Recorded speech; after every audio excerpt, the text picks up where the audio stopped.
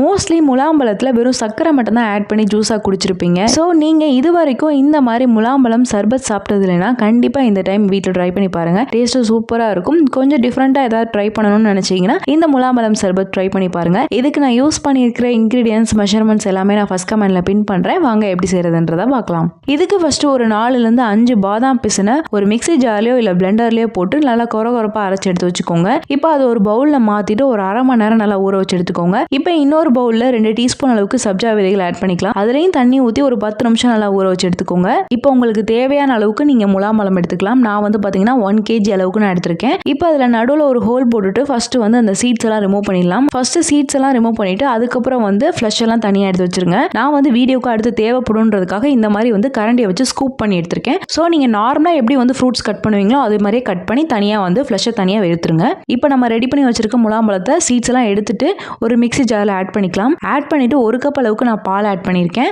அதுக்கப்புறம் fresh cream உங்ககிட்ட இருந்தால் ஆட் பண்ணிக்கோங்க, இல்லைனா ஸ்கிப் பண்ணிக்கோங்க. ஆட் பண்ணி செய்யும் போது நல்லா டேஸ்ட்டாக இருக்கும். இது வந்து 1லேருந்து 2 டேபிள் ஸ்பூன் அளவுக்கு ஆட் பண்ணிக்கலாம். அதுக்கப்புறம் இனிப்புக்கு வந்து பார்த்தீங்கன்னா நான் கண்டன்ஸ் மில்க் ஆட் பண்ணியிருக்கேன். உங்ககிட்ட கண்டன்ஸ் மில்க் இல்லைன்னா நீங்கள் சர்க்கரையே ஆட் பண்ணிக்கோங்க. இது வந்து ஒரு 2லேருந்து 3 டேபிள் ஸ்பூன் அளவுக்கு ஆட் பண்ணிக்கலாம். இதெல்லாமே ஆட் பண்ணிட்டு நல்லா அரைச்சு எடுத்து வச்சுக்கோங்க. ஸ்வீட்னஸ் வந்து பார்த்துட்டு நீங்கள் ஆட் பண்ணிக்கோங்க. அதுக்கப்புறம் வேணும்னா இப்போ நம்ம ஊற வச்சிருக்க பாதாம் பிசின் எடுத்துக்கலாம், அதை ஆட் பண்ணிக்கோங்க. அதுக்கப்புறம் நம்ம ஊற வச்சிருக்க சப்ஜா விதைகளும் ஆட் பண்ணிக்கலாம். உங்களுக்கு தேவையான அளவுக்கு ஐஸ் கியூப்ஸ் ஆட் பண்ணிக்கலாம். அவ்வளோதான், சூப்பராக ரெடி ஆயிருச்சு. லாஸ்ட்டாக உங்களுக்கு பிடிச்ச நட்ஸ் அண்ட் ட்ரை ஃப்ரூட்ஸ் வந்து கட் பண்ணி ஆட் பண்ணிட்டீங்கன்னா சூப்பரான முலாம்பழம் சர்பத் வீட்லேயே ரெடி ஆயிரும்.